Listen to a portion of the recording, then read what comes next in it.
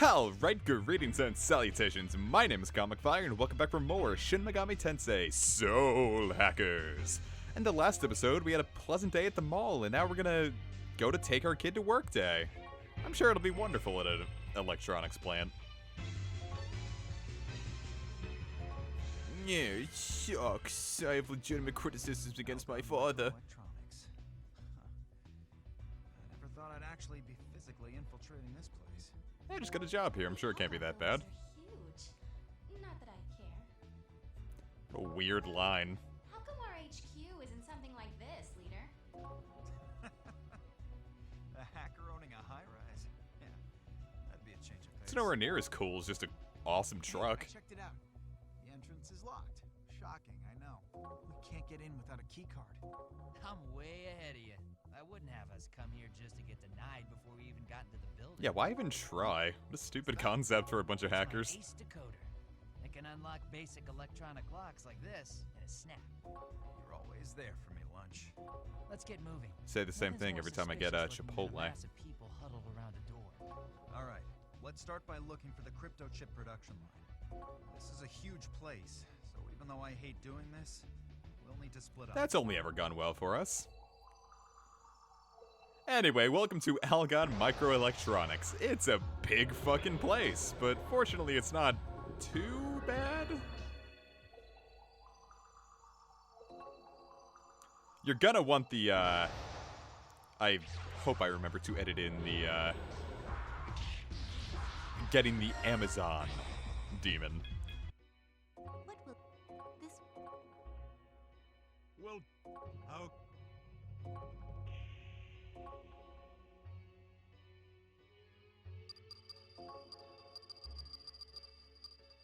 Will the result be of use? Shall I fuse?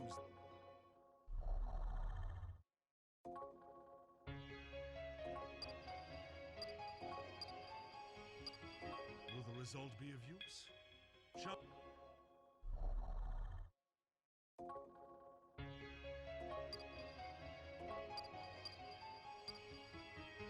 Will the result be of use? Shall I fuse these?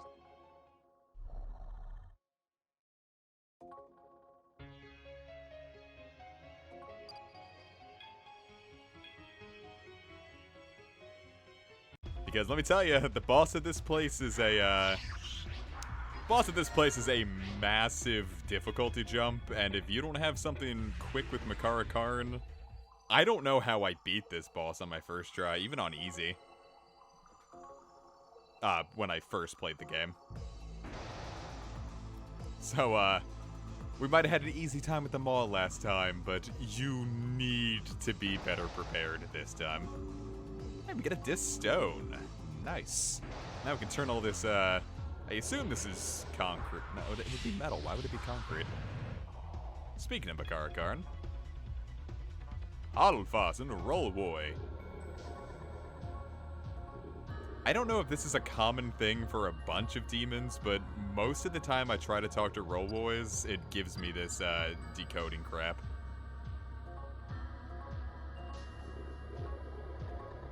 Thank you. I was gonna say it might just be for foreign demons, but, you know, we've dealt with a lot of foreign demons, and this is the first time it's happened. Yeah, a lot of enemy ambushes. A lot of enemy ambushes. I swear there was a, sub-app, or, I'm calling them sub-apps like I'm still playing Strange Journey. It's the last time I even played Strange Journey. I don't think I've touched the game since the LP, so it's been like 4 years and I'm still calling it sub-apps.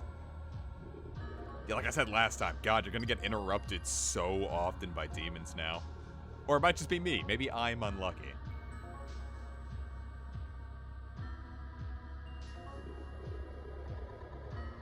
Oh, well, there you go. If you need a Holophos for the Amazon fusion, here it is. Holophos Hallpass. I don't even know how it's pronounced. Like half the demons, I don't know if I'm pronouncing them right.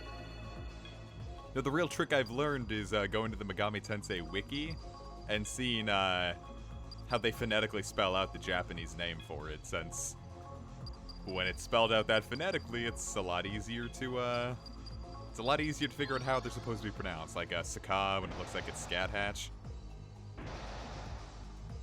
Which is really just one of the grossest terms for a butt I could imagine. It's like someone posted a meme on Twitter, and it was like a bunch of Fate Go, like, Dojin puns. And Chuck It In My Scat Hatch was one of them, and I wanted to actually throw up. Remember, viewers, never actually use any terminology you read in a Dojin in any sexual encounter, because that is a fantastic way to ensure you will never be in another sexual encounter again. I've been there. Learn from my mistakes, kids. Yeah, like I said, this is starting to get to the point where, or not even starting, a couple episodes was the starting point, where the guide I'm following no longer has maps for where we're going. So, if you're playing on the 3DS version, I don't think there's any harm turning on the hack to just fill out your map. If it's the difference between life and death, I mean, you are a soul hacker, just, or you're not a soul hacker, you're you know what I mean, you're a big boy. Use what you're given to your advantage.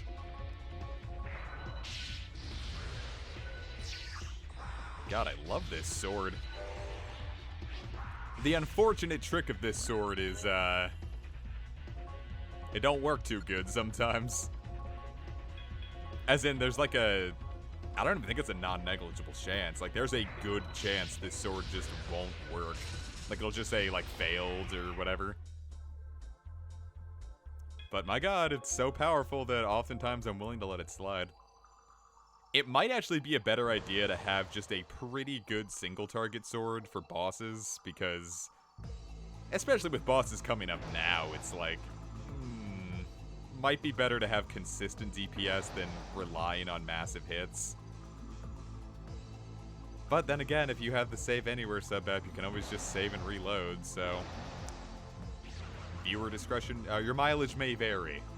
You know what I'm saying.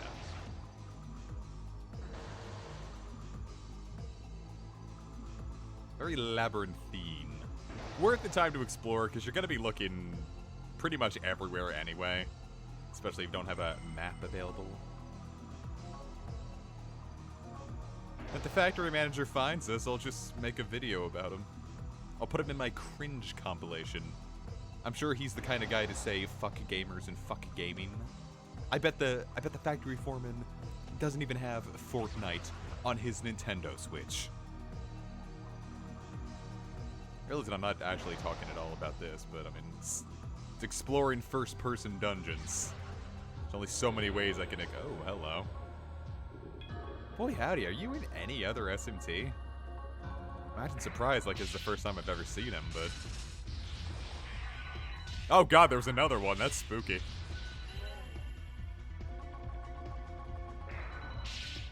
Yeah, see, failed. I know I'm explaining this over and over again, but I get to record this so infrequently that I can't wait for this LP to be over, because my fucking god. It's not that I don't like this LP, it's just, man. It's been so difficult to be consistent with it. And it's very stressful to record, because it's not like I was too good at this one to begin with, so... you know how it is.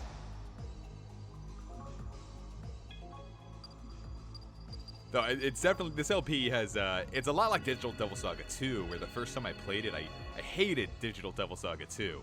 Like, actually hated it. Thought it was one of the worst SMT games I ever played. And going through the LP, it was really fun. Like, setting hard time limits for yourself is, like, cool. Easier to deal with. And this game is also, like, having to explore all the facets of the game in order to, you know, actually survive the game. It's fun. I got to experience things I didn't experience the first time because, I don't know. I played this like right after I played Strange Journey, which let me tell you, isn't a good idea. If you play too many of the same game in a row, you're gonna hate it.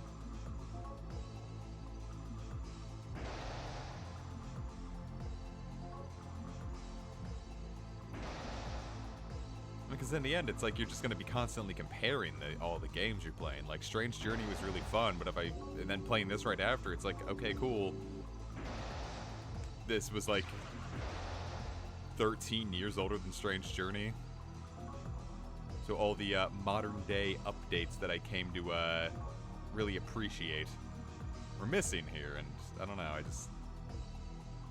I didn't give Soul Hackers the fair shake it deserved. Is it archaic? Yes, but the game's actually incredibly well balanced. So long as you're always keeping on top of things, you never even need to grind.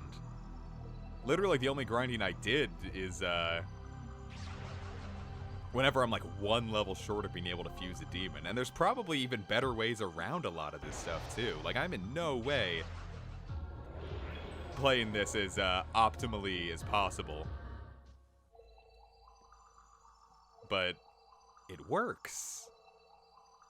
So I'd say Soul Hackers is easily one of the best SMTs. And I know that my opinion might have changed because I know I was blasting the loyalty system, but you need to have your demons out so infrequently that as soon as you learn what they do, just throw a sake at them to change their personality. Yeah, it's one more step in a series where it's usually like, just make your demon do whatever, but I don't know.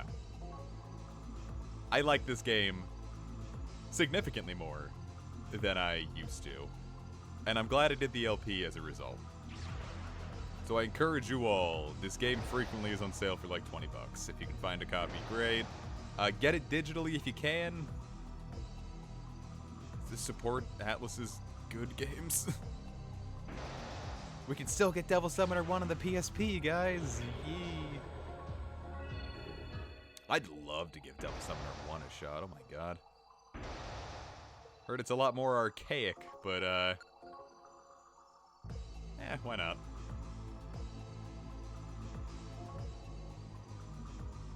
Yeah, this is where all the puzzles come in. You gotta choose which door to open, which to not open. Ultimately, it's not even that bad. A lot of these dungeons are just scary because you don't know where you're going, more than anything else. Once you have this whole floor mapped out, or if you just have the map hack, it's much more tolerable to go through. And that's why I go through all this. Is it the optimal route to go? Absolutely not. Am I failing in the purpose of an LP because of that? Yeah, I suppose. But this is basically as much of a blind LP as it is anything else, so, you know. I did it for Strange Journey, and people still consider that one of my probably one of my better, if not best, LP. I don't know what Mind Shield do. The wiki has a list of what everything does, but I don't recall ever looking up Mind Shield, so I suppose I can actually look that up quick. List of skills in Soul Hackers. Hello. What? Thank you. You know, I did have an entire warning that said save you damn game and didn't do it right there, so. Look at me, I'm a big old hypocrite. Psycho Barrier blocks any mind ailment attack once. There are not enough mind ailment attacks for that to be a useful skill. That's like, it's like Marin Karin or Valiant Dance, like, right? No, Marin Karin's actually Curse.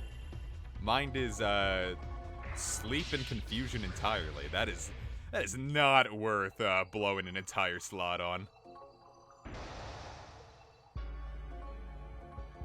I'm always down for healing, though. Healing is cheap. I don't know why I don't save more often, then. I just feel a lot more confident in this one. I've had a lot better luck with Mudo skills. I swear, when I first played the game, Mudo skills were annihilating me left and right. Yet they haven't been as much of an issue here. And I appreciate that. Really makes me happy when I don't have to worry about my MC getting, annihilated. Really, any SMT that does that is okay in my books. Like, shit. That's why I love Digital Devil Saga so much. Because, yeah, Surf goes down, whatever. He's got 2 other entirely capable teammates. That's why I really like SMT4 and Apocalypse, because your demons try their best. If your MC goes down, you're in a significantly worse position. But you can still pull it back, and I really like that. And this game, it doesn't even make plot sense, because as long as Nemissa's alive, you should be totally fine. You're not the only thing keeping Nemissa in check. So if your MC goes down but Nemissa is fine, it shouldn't be a game over, but I am trying to, what am I trying? I'm trying to apply fucking, QOL updates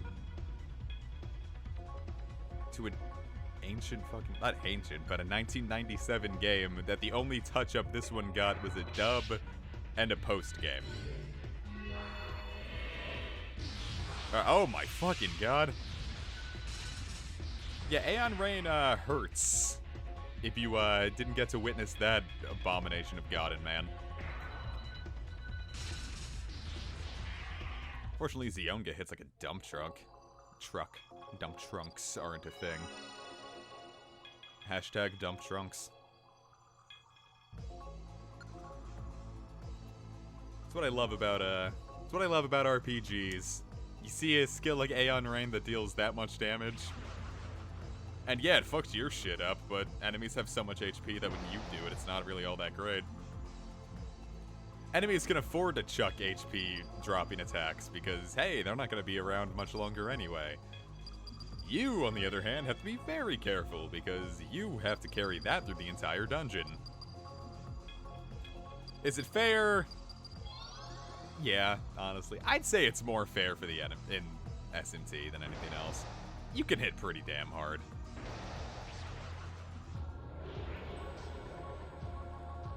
It's not ideal, but I'd argue it's fair. Now, shit like in Dragon Warrior 2, Dragon Quest 2, you know what I mean. Maybe I should have healed up, Oshiro-sama more.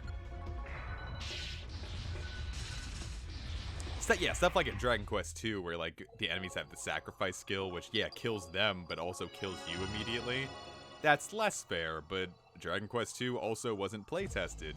Or the, ending areas weren't playtested. Because, as I quote them, there wasn't enough time.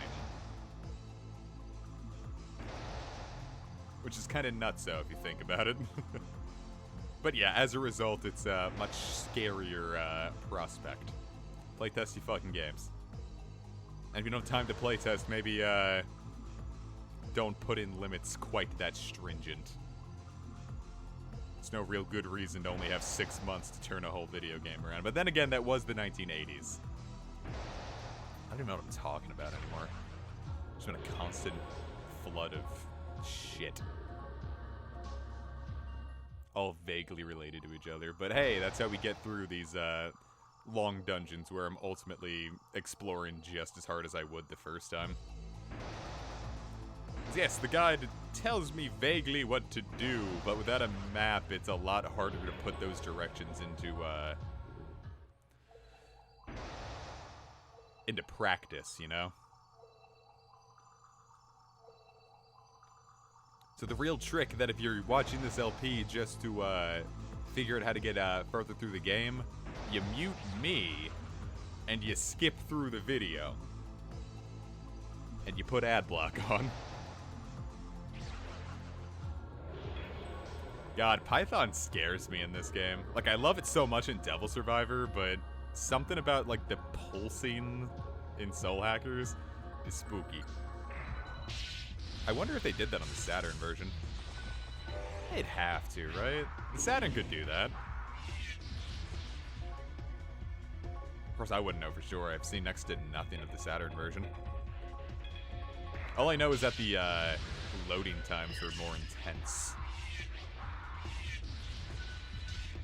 Like, it took, like, not even a bit longer to get into battles. Like, it was probably twice as long. Though, that is saying it's, like, turning 2 seconds into 4 seconds, but... You know, that adds up. It's the same reason I don't like, Same reason I don't like, Final Fantasy IX. If it takes too long to get into a battle, then I'm going to start fearing battles. And if your game makes me actively want to avoid the main reason it exists... If your game makes me want to avoid as much gameplay as possible, you failed. Final Fantasy IX fails in its very basic regard. I love the story and the world, but the battles make me want to not do the battles, which is not a good thing to have in your RPG that prides itself on its battle system. Oh, just gonna put this stun grenade back where no one can get it.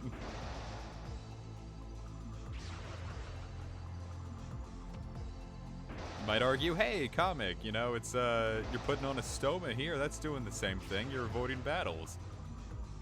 It's smarter here.